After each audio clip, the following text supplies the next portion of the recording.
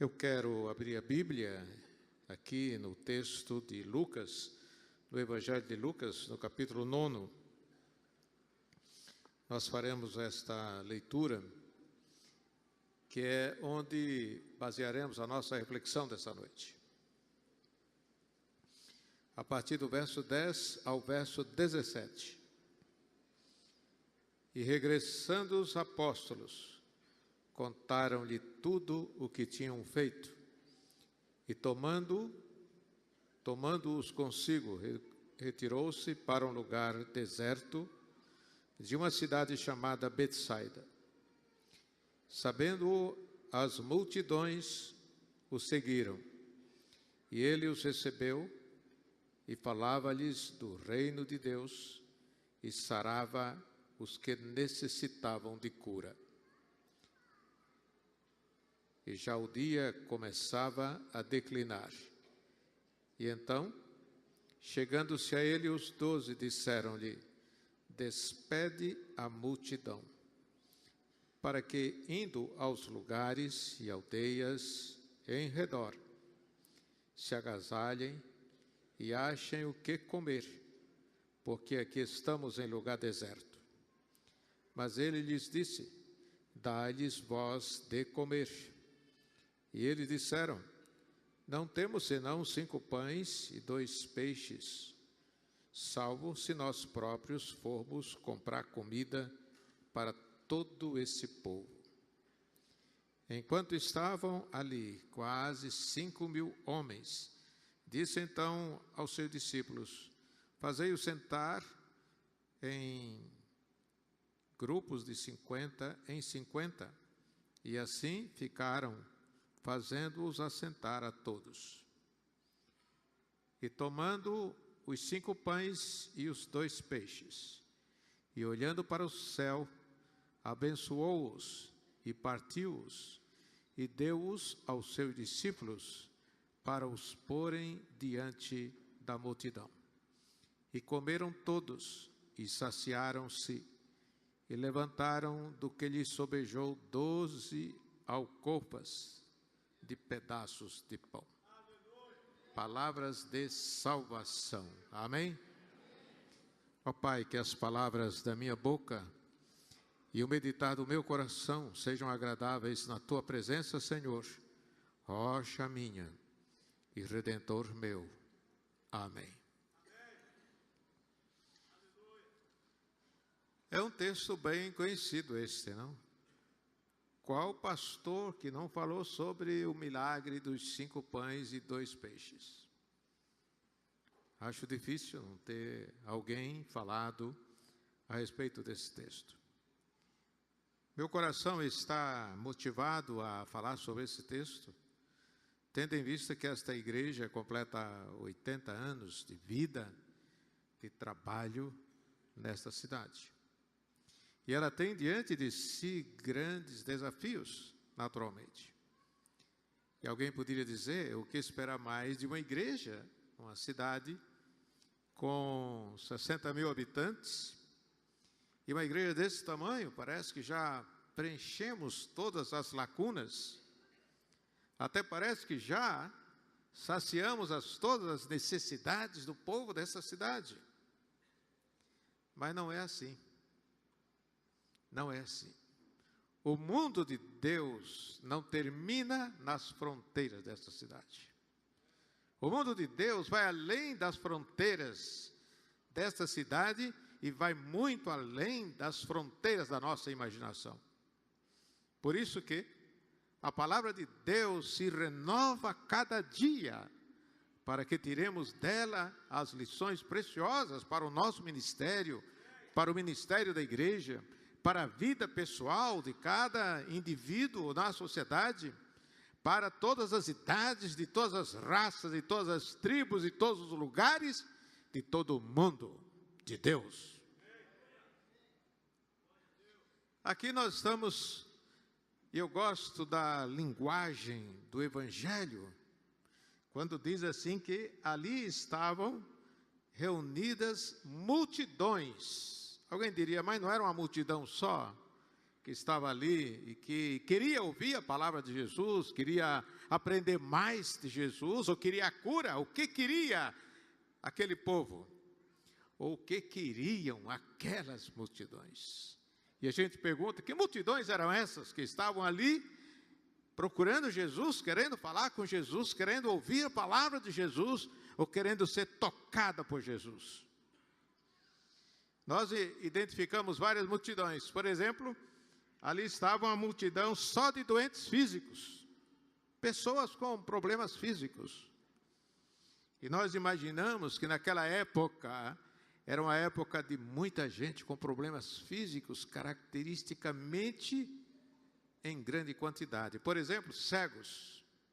Era um tempo de muitos cegos. Eu mesmo tenho um problema que ameaça a minha vista. Eu tenho glaucoma.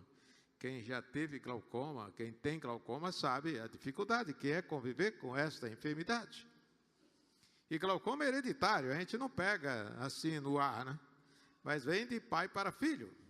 E eu me lembro do grande trauma que senti na minha vida quando, já com uns 40 anos de idade, fui ao médico, uma médica, e ela disse, vamos tirar pressão. Eu digo, mas eu vim aqui para uma oculista, ela quer tirar pressão? Eu não sabia que havia problema de pressão nos olhos. E ela disse, vamos tirar pressão. Quando ela tirou a pressão, ela disse, agora sente para conversar. Quando um médico fala, sente para conversar, a gente fica meio assim, né? Principalmente na cidade de São Paulo, que ninguém tem tempo para nada, e pede a um cliente para sentar para conversar, e na conversa daquela mulher, era para me dizer que eu tinha uma doença que não tinha cura.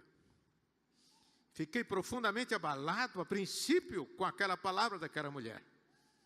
E ela disse, não tem cura, mas eu tenho muitos pacientes que têm glaucoma há muito tempo, e eles conseguem conviver com essa enfermidade. Você tem glaucoma, disse a mulher. Ora, irmãos, imagine se hoje, com todo o avanço da medicina, nós estamos com uma enfermidade que não tem cura, hereditária. Aí ela perguntou, seu pai, sua mãe, suas tias, etc. Aí eu pude perceber que na minha família havia uma multidão de pessoas com glaucoma. Então eu estava entre eles.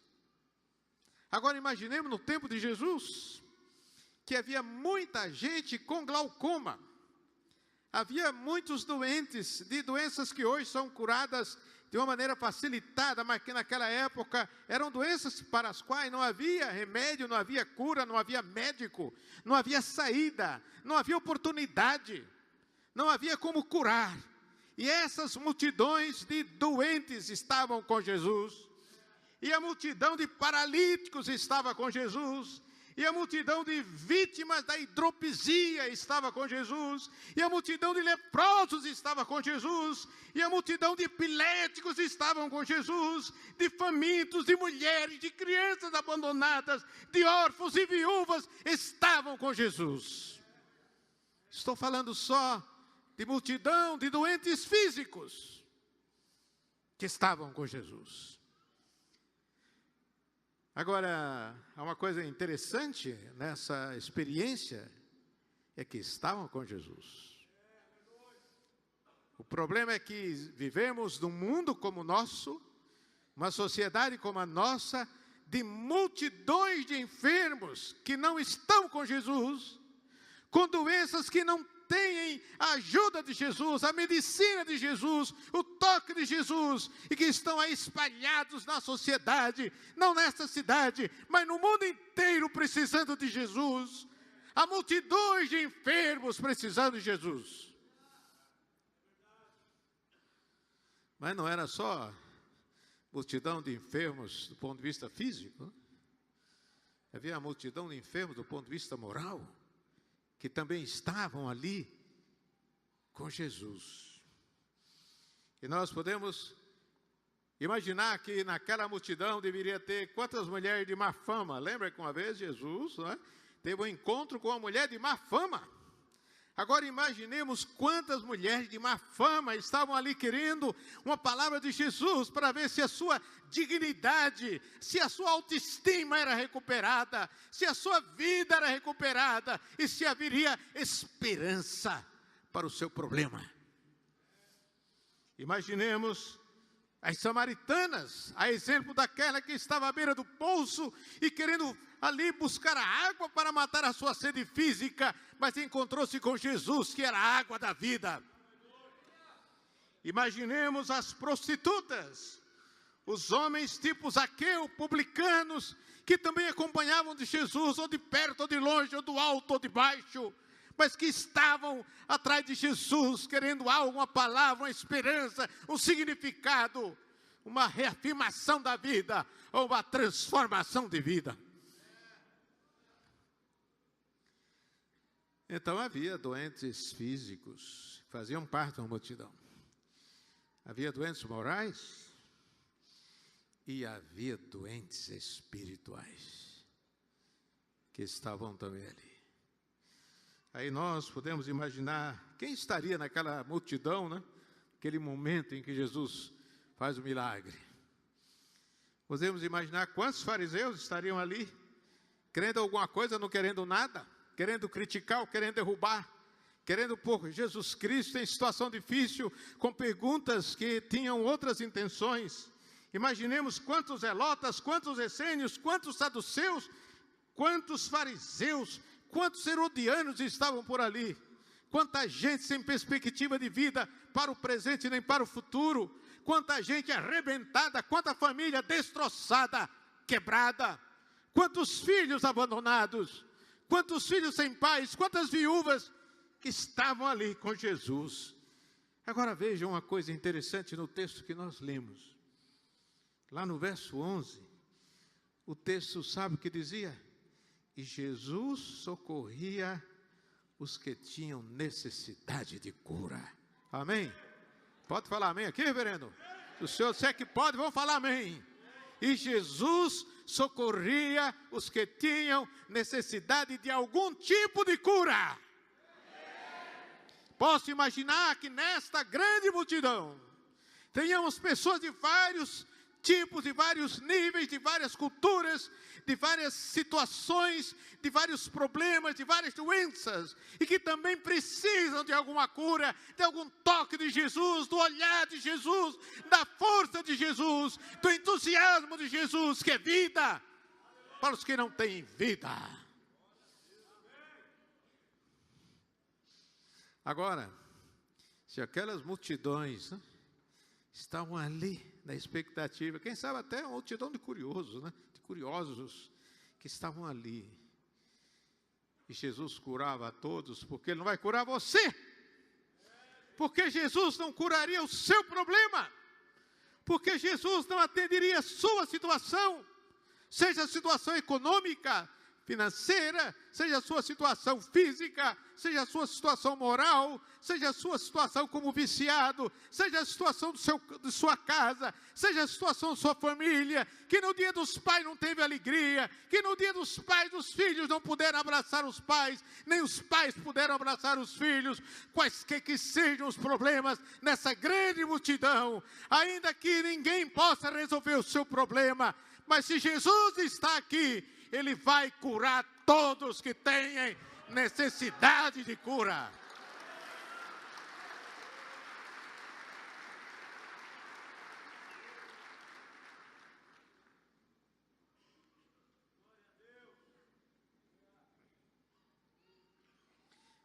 Bom, quem faz parte das multidões do nosso tempo? Eu falei das multidões daquele tempo, não? Quem faz parte das multidões do nosso tempo? E eu vejo muitas multidões do nosso tempo. E quero começar pela multidão de crianças abandonadas. Antigamente, e eu escrevi até alguns artigos sobre isso, né? Crianças abandonadas nas ruas das pequenas e grandes cidades. Hoje não. Não é só isso. A sociedade é dinâmica. Os problemas também são novos. Hoje nós temos crianças abandonadas nas ruas das grandes cidades, das pequenas cidades. Mas também temos muitas crianças abandonadas nos lares das pequenas e grandes cidades. Há muita criança abandonada dentro de casa, abandonada num sofá vendo a televisão, abandonada em algum canto da casa com um notebook, com um tablet, com um telefone, com algum jogo, alguma coisa abandonada. Eu me lembro de um texto que foi publicado por um colega metodista, que era assim: o visitante eletrônico. Ele falava o babá eletrônico, ele falava da televisão. Hoje, babá eletrônico tem outros nomes. Não é só a televisão que é babá eletrônico. Hoje nós temos uma infinidade de recursos da nova tecnologia, das novas tecnologias da comunicação, que são capazes tanto de educar como deseducar, tanto de formar como estraçalhar a vida e comprometer a formação do caráter das nossas crianças, que estão abandonadas. Fui diretor de escola durante 35 anos no estado de São Paulo, e trabalhei com crianças, com adultos, com jovens, ensino médio, com professorandas, com crianças. E vi no meio das crianças, muitas crianças abandonadas, de pais que, de alguma forma, abandonam os seus filhos. É tão interessante, não? Então a gente vê assim o pai, a mãe, aí uma alegria. Está grávida, a festa, todos comemoram. Agora, como é que é o depois do nascimento? Eu me lembro, eu fui pastor aqui no Paraná, lá em Umuarama, um tempo, né? Aí um dia, a minha esposa tinha ido para a faculdade, e eu tinha saído para fazer alguma coisa, não lembro. E eu tinha um filhinho, que o meu filho nasceu em Natal, mas ele só viveu em Natal um mês, acho que nem conhece até hoje a cidade de Natal. E veio para Umuarama. Tinha uma moça que cuidava, né, do nosso filho. Aí eu cheguei em casa, ela estava dizendo assim para o meu filho, ensinando meu filho a falar: diga zóio. Aí eu fiquei pensando, zóio, como é que a gente traduz essa palavra? E ela dizia: diga, Fabinho, zóio, zóio, zóio.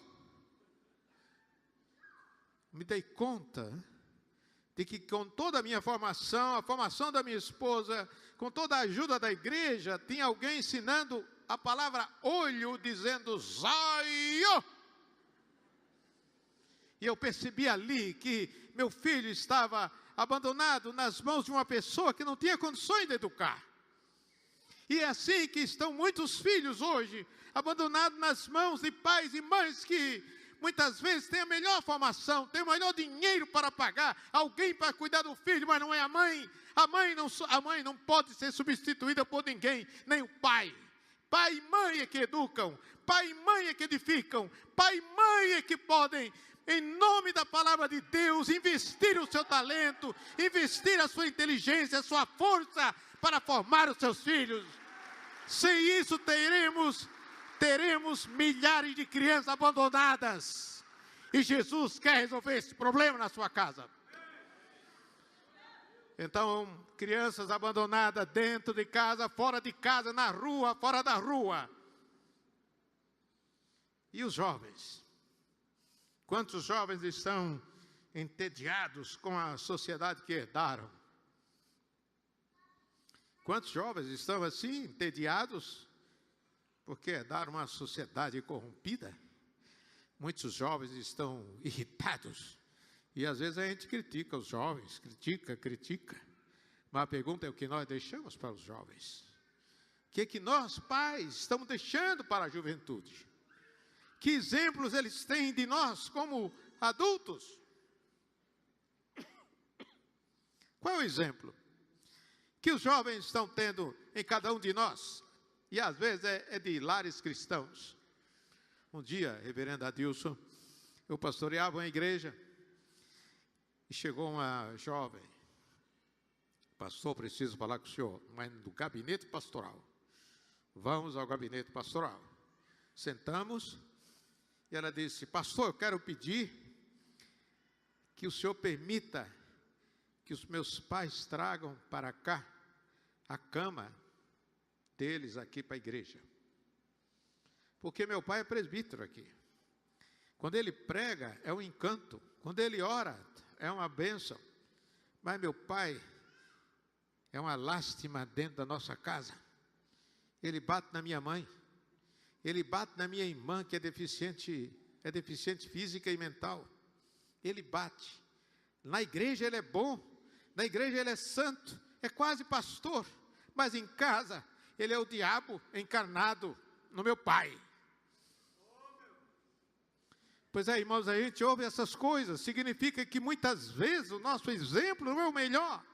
Então, quando há multidões atrás de Jesus, estão jovens também querendo saber por que certas coisas estão acontecendo na sociedade, ou por que certas coisas estão acontecendo entre os cristãos, por que certas coisas estão acontecendo em nosso país, por que certas coisas eles estão herdando. São multidões de jovens desesperados. Vejo também multidão de corruptos e de pessoas que praticam mentira e que parece verdade, falam mentira e que parece verdade. Aliás, há um livro, há um trabalho muito interessante de Humberto Eco. Humberto Eco escreveu um livro, Mentiras que Parecem Verdade. Significa que as mentiras do nosso tempo são mentiras tão interessantes que temos dificuldade de identificar que é mentira ou se é verdade. Essa é a sociedade. Então temos muita gente enganada que precisa de Jesus para saber a verdade, que às vezes a sociedade está pregando uma verdade que é mentira. E precisamos colocar Jesus diante da multidão, Jesus falando diante da multidão, para que a igreja que tem 2.500 membros, amanhã tenha 5.000 membros. Amém? Não, parece que não estão com essa esperança, não?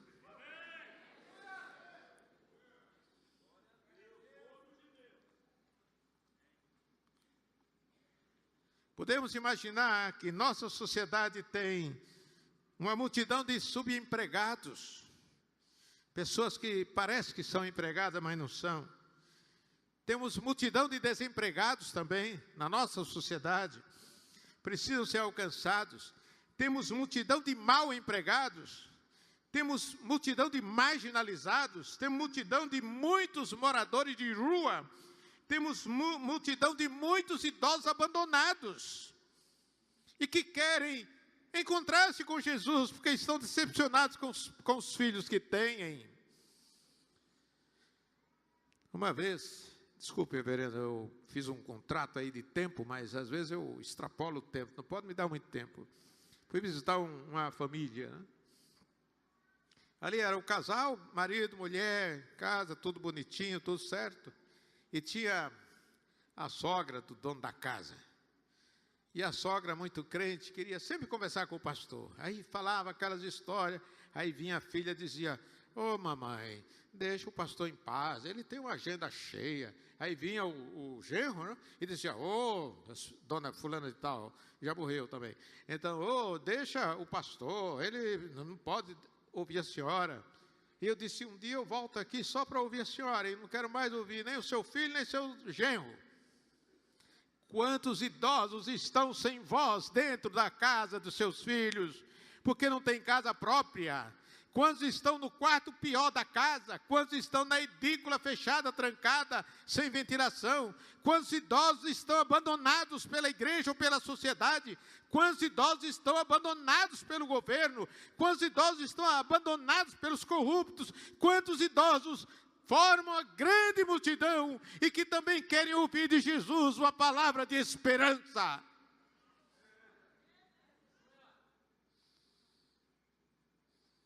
Sobrou para os idosos foi o SUS, o INSS e as migalhas do Fundo de Garantia. No verso 11, o texto diz que Jesus socorria as multidões ao seu redor. Você crê nisso? Podemos crer nisso? Podemos acreditar que Jesus vai socorrer essas multidões? Então temos que levar Jesus a essas multidões.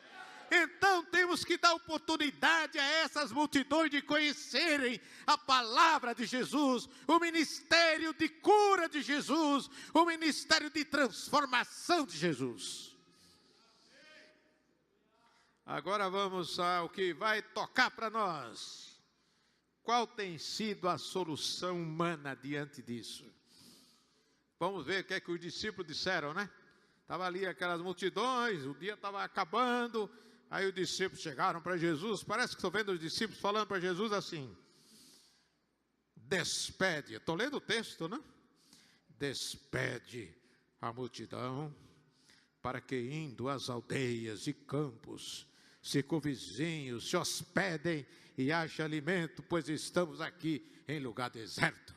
Em outras palavras, aqui não tem esperança. Essa é a palavra, sabe de quem? Dos discípulos de Jesus. Essa é a palavra dos discípulos de Jesus. Manda a multidão embora.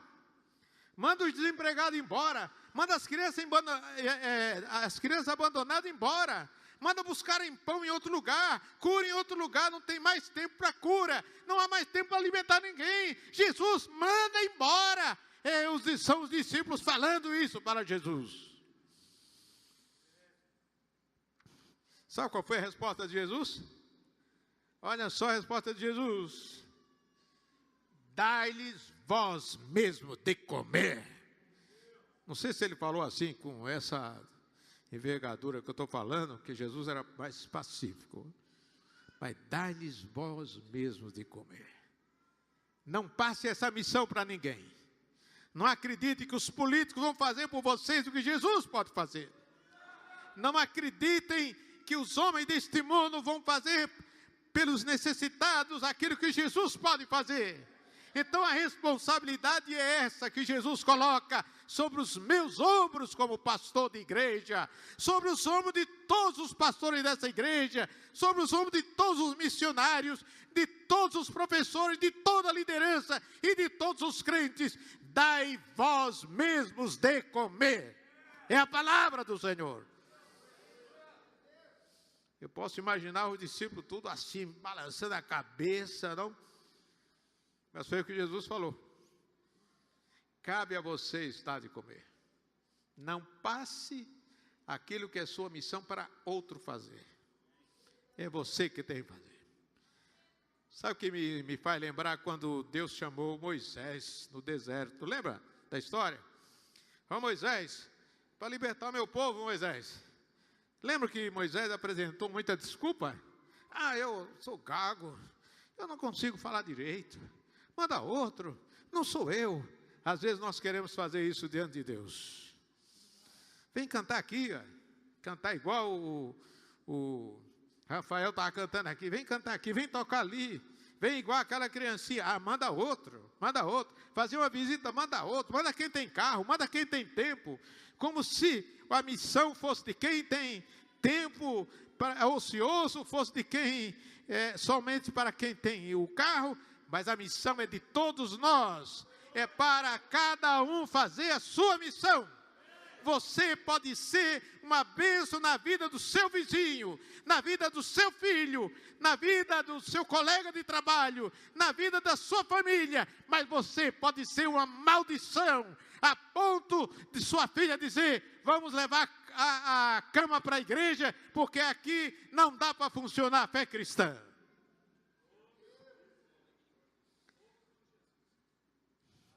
Aí os discípulos não deixaram barato. Só que eles falaram para Jesus: não temos mais do que 5 pães e 2 peixes.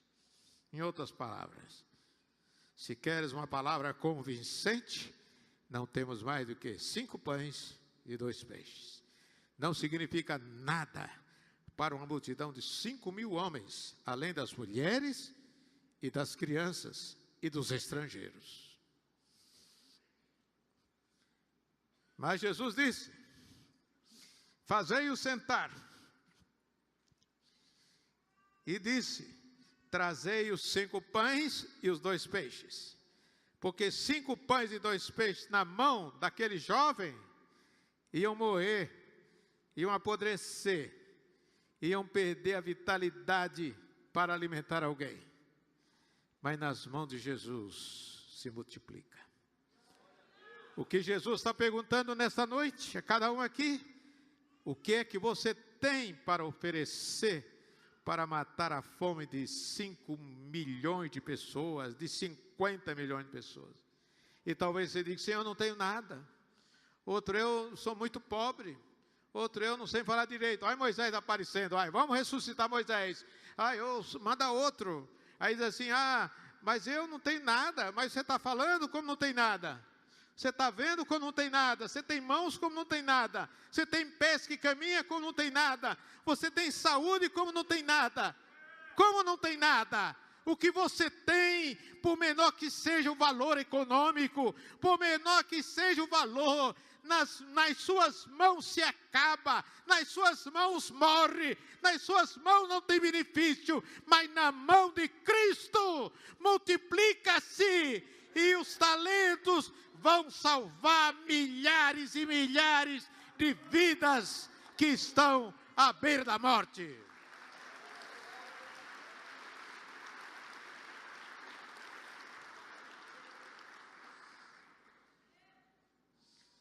Há uma coisa interessante, vou acabar, reverenda. Eu comecei a pregar falando para as galinhas, não tinha público, né? Então eu disse, quero ser pastor, tinha 14 anos de idade, mas não tinha público, ninguém ia parar para mim. Aí eu ia buscar as galinhas lá no fundo do quintal, que meu avô mandava para guardar num quartinho para o ladrão não levar. Aí as galinhas ficaram condicionadas, né? Eu ia com um candeeiro, eu pregava para as galinhas, pregava, nunca soube que algumas se converteu. Mas pregava, depois dava as costas para as galinhas, elas me acompanhavam. Acreditam nisso? Quem estudou psicologia sabe o que isso significa, não? As galinhas ficaram condicionadas, ouvia a palavra, ouvia, não é? Eu acho que o galo falava, vamos embora com esse homem. E me acompanhavam até o quartinho. Nunca enxotei a galinha, vai. Eu pegava o candeeiro e ia na frente. Seja o candeeiro nas mãos de Deus. Vá à frente fazendo bem. Vá à frente amando. Vá à frente perdoando. Vá à frente abraçando. Vá à frente confessando pecados. Vá à frente oferecendo o que tem. Vá à frente consagrando o seu talento, e você vai ver que o seu talento vai se multiplicar, e a obra não vai terminar.